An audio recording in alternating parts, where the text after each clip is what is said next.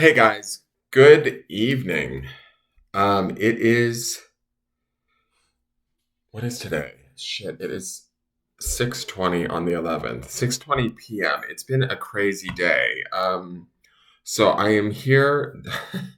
Welcome to Engelgeist. For those of you that are new, welcome. For those of you that are returning, welcome back. For those of you that support me over on Patreon, thank you so very much for your subscriptions.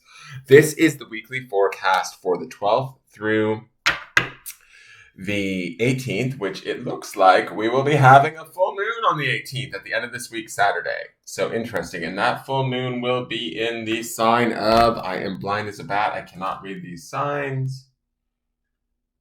What is that? Cancer? Or is it Gemini? I am not sure.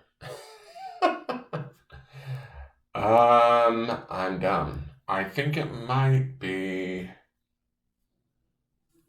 Cancer is my feeling, but I could be wrong. Whatever. We have a full moon at the end of the week. Who cares?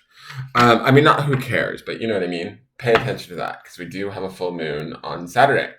It is 6:20 p.m. I was meant to film this way earlier in the day, and the day totally got away from me. I ended up picking up a stray dog off the side of the road that was in traffic and spent most of the day sort of trying to figure out where he belonged. I luckily was able to find his family. I found a place to get him microchipped, or not get him microchipped, but find out if he was microchipped because most of the vets in my area were closed because it was Saturday. And it's just been a whirlwind of a day with this dog. And it turns out the dog's name was Chester, if anybody cares. And he was a cute dog. It was just weird. It threw my whole day off. Anyways, so let me get this out here to you guys so that I can put it over on Patreon and get it out to them. We did have that death card from this morning's reading with the tower underneath it. So at this point, I don't trust shit. I'm just going to be honest. I'm like, what is going on? And it makes sense why I'm filming this at 6:20 p.m. rather than a.m. Actually, usually I'm releasing it at 6:20 a.m. I'm usually filming it at 4 in the morning, but here we go anyways. So, the beginning of the week, 7 of Wands. Not necessarily a bad card to have. This is a little bit of a strong card. It's a really interesting design. Hold on, let me look at it for a minute. I feel like this is like a full-on declaration. The 7 of Wands is traditionally like a man beating off 6 other wands that are like sort of being pointed at him. So it can be interpreted in a couple different ways, right? In a traditional tarot deck, it can look as if we're fighting against public opinion, or people are challenging us in a way that we need to defend our position. But with this particular 7 of Wands, I don't get that at all. I get more of like a I'm here, bitch, and deal with it kind of vibe. Does that make sense to you? I don't know if you guys are seeing that. It has something to do with that strong lion presence in the background, obviously representing the sign of Leo. But all of that fire around him feels like protective to me. This circle around him, this hand at his heart with his heart chakra, the hand and wand to the sky. This is very much, it feels more empowered than a traditional 7 of Wands card would feel to me. A 7 of Wands card to me in a traditional tarot deck would feel like we were maybe on the offensive, trying to defend, what we knew to be right. And yes, we may be right, but it would require some work. This doesn't look like work to me. This looks more like I feel like this is a declaration, a commitment, shouting it from the hilltops, so to speak. Wands is that element of desire, right? It's that element of taking action. It's that element of fire. It's the spirit. It's like what drives us at the deepest level. The 7 would be about making a conscious choice, right? And so 7 of Wands, this could be about making a conscious choice, declaration, commitment to something that we desire or want and putting it out there in the universe. And it doesn't necessarily mean that we're like physically doing that. I mean, we could be taking physical action to that, but I don't get a lot of motion in this card like you do with the traditional 7 of Wands, where he's like sort of beating back the other wands. To me, this is very much, this particular card feels like he's standing there almost calling it down from the heavens through the feelings of his heart. You can even see this little pathway on his skirt, and then it's also rising up out of the flames of the earth. There's a bit of a witchy vibe to this. I like it. I like this Seven of Wands a lot. It almost gives me magician vibes, with his hand withdrawn and then the as above, so below, because we have the earth energy happening here too. So, I want to see what the other cards have to say for this week, but I'm going to go off the beaten track with this Seven of Wands, and I'm going to say that I get a feeling some of us might be laying groundwork, making declarations, standing firm, or taking footing towards our goals. The end of this last week, that death and tower moment that we saw, and the shifts and changes that are going on within us right now, I think are demanding us to be more true to who we are, what we need, what we believe. That would also be this Wands energy, right? Taking that action, declaring that passion, right? And this Leo fire behind it, like the sun, it just feels like we are a force to be reckoned with at the beginning of this week. That doesn't necessarily mean with people outside of us, just within ourselves. If we find ourselves having extra energy, extra oomph, that's what the vibe that I'm getting from this card. And we feel connected, tuned in, on fire, passionate, ready for whatever is out there for us. But I don't get that feeling that we have to prove ourselves in any way. And that to me is somewhat a very traditional Seven of Wands vibe, right? Where we have to maybe defend our position and prove ourselves. No, this is like, screw you, bitch, I'm doing me. It's kind of the feeling that I'm getting from this. So if there is something that you want that's out there, if something has faded away or is dying off, or new opportunities are coming to you, right, through that Ace of Wands that we saw in the reading the previous week early on, if those doors are beginning to open, or we're seeing them opening, now it's like we're going to start to step through them. We're going to make those doors our bitches, basically, is how it sort of feels. It feels like we're listening to our heart and our spirit, and we're connecting all of that together with our own personal power and moving forward. And the earth, to me, feels like it's in alignment to that. I know that's a little heady, a little bit spacey and out there, but that's what I'm getting from this card. So let's look at the midweek card. Okay, we've got card number 10, the Wheel of Fortune. Now, this says to me, this is Major Arcana energy, right? Card number 10, what does that boil down to? It's a 1. The focus is on the self. Right? We've made that decision in the Seven of Wands to maybe pursue or commit ourselves to this passion, to this desire. Each one of you is going to have this different calling, desire, passion, focus, whatever you want to call it. But it's like we've now committed to it in the early part of this week. We've turned away from the death or the loss or the transformation that's taken place in last week's readings, and we're sort of establishing ourselves, empowering ourselves to a degree. Now, this card says to me, okay, the universe is here to serve you. It's come to sort of turn the wheel in your favor, right? The Wheel of Fortune is sort of a cosmic card. It's a bigger card because it is Major Arcana, but because it's card number 10, I boil that down again to that 1. It is like, whatever it is that you've declared that you want, all right, now let's put that wheel in motion. Let's put all of the powers that be around us and allow the environment to sort of almost bring it to us. The passion that we see in that Seven of Wands and that choice, that decision, that commitment is what sort of sets the wheel in motion. And watch the environment hopefully transform in our favor or start to open up continued doors, windows, avenues, pathways that will get us to where we want to be. But we have to trust it. And we also, I have to say this, we have to be willing to pay attention to it. If we're not, then it's like wasted, right?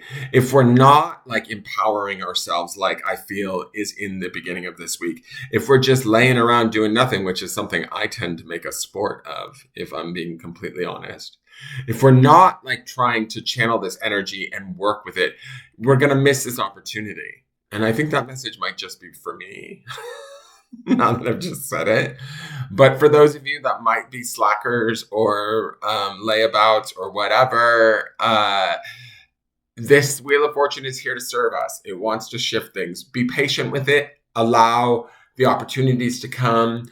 Be patient and aware enough to walk through those doorways as they present themselves to you. And it is all kind of going to work out sort of cosmically, right? And we have to believe that. We have to sort of trust that and move towards that. Now, the end of the week, I love this. Ooh, Jesus. We've got the Nine of Pentacles.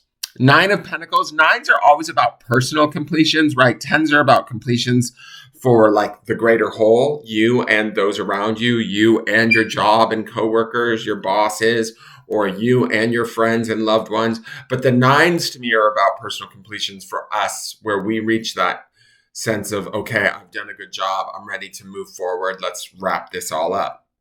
Nine of Pentacles, though, in particular, is all about independence. And to me, I call it the Miss Independent card, where it's like we have everything that we need, sometimes other than love, right? For those of you that are looking for love this week, I wouldn't necessarily expect it to come in, but we do have the things that we need. We certainly see a clear path towards what it is that we desire. Pentacles is that earth energy. It is that like sort of spirit-driven energy that was in the beginning of the week being made real, being made palpable. I love that we see this sort of lion in spirit around us, like the sun shining off and giving us that energy, us channeling that energy and allowing the universe to do its work, or the Wheel of Fortune to spin in our favor, paying attention, being in gratitude, taking those options or those opportunities. We then begin to see the path towards greater things to come, which would be this castle. But that lion that we see becomes a reality in a way. We have this sort of black tiger here with us, not necessarily a traditional Nine of Pentacles. She normally has a falcon on her arm, but it shows me that we have everything that we need at our disposal. We have everything that we may want to create is available to us. It may take some time to get there or to create even more. That would be the castle in the foreground.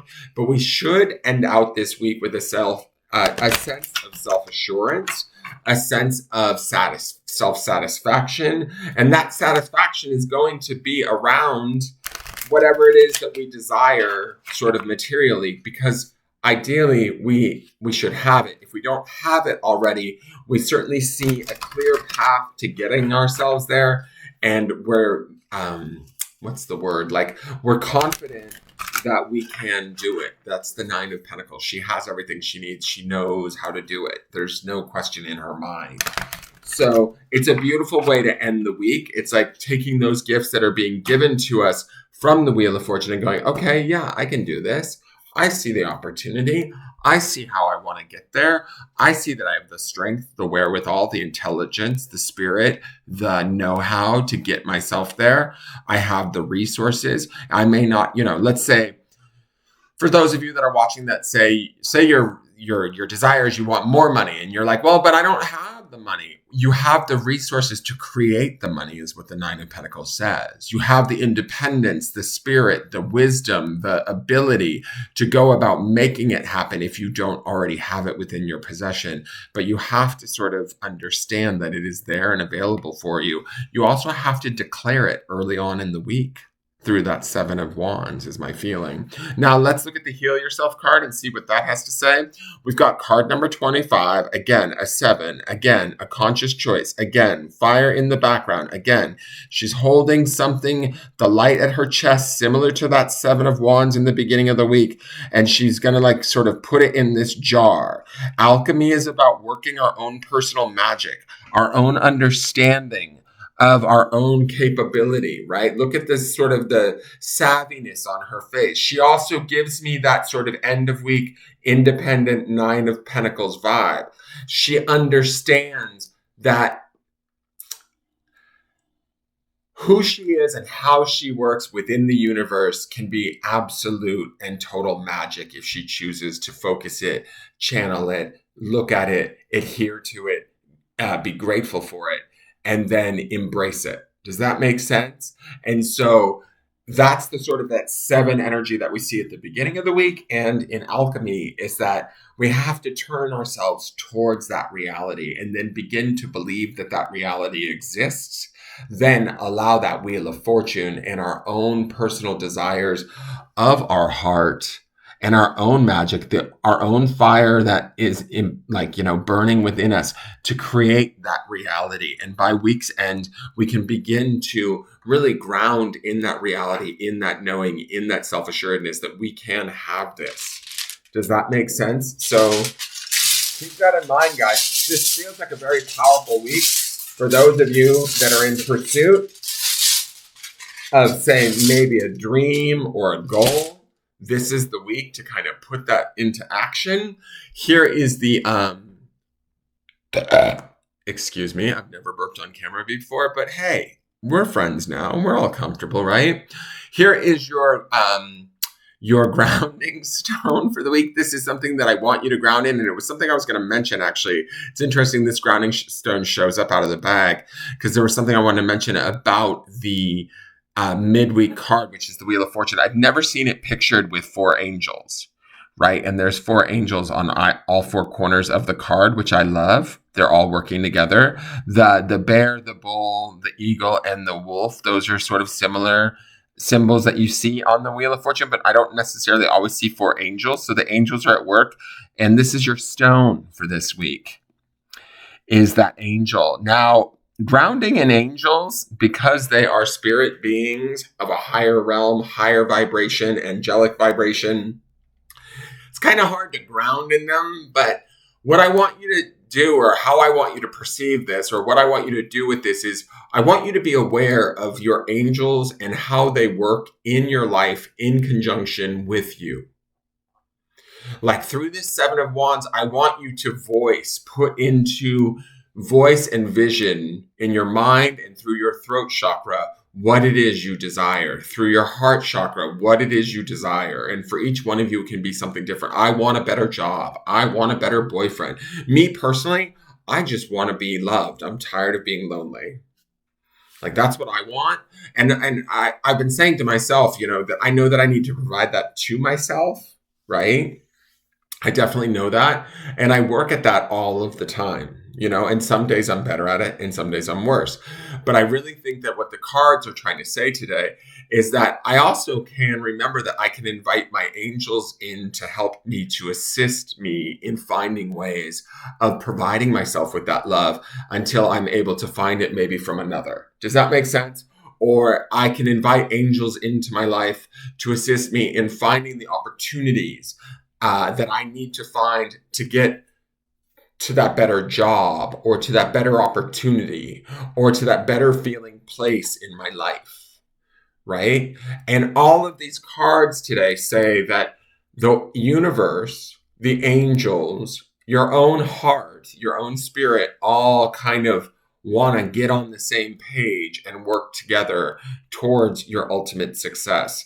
So keep focused this week on the realm of spirit, your past loved ones, your ancestors, your angels, your higher self, your higher power or God, however you see them, and ground in that sort of energy this week as you do this work, as you make a conscious choice to make these declarations of what it is you desire, as you choose and turn towards your own alchemy and your own heart and your own spirit and how you create and what is created. And instead of seeing what's not working or what stands in your way, see what opens up for you. How do things change? How do things expand for you? Allow that expansion to open doors for you this week, because I feel like that's what these cards are saying that can happen for you. Like, I want this channel to grow. I'm going to just voice that. And to make this channel grow, please hit the thumbs up button. Subscribe if you're new to me. Share this video out on all your social medias and with anybody that you think might enjoy it or want to use it. And join us here every day to see how these cards unfold. This should be an amazingly interesting week. for all of us. Please leave me questions and comments and let me know how your week is unfolding. And each day we will look at these cards as we build upon this energy that we're seeing here. It feels quite transformative, and it's interesting it's showing up right before Christmas. So what sort of gift, if you could have any gift from your heart, what sort of gift would you give yourself? And if so, once you figure that out, ask the angels to assist you in giving it to yourself. Take care. See you tomorrow. Bye.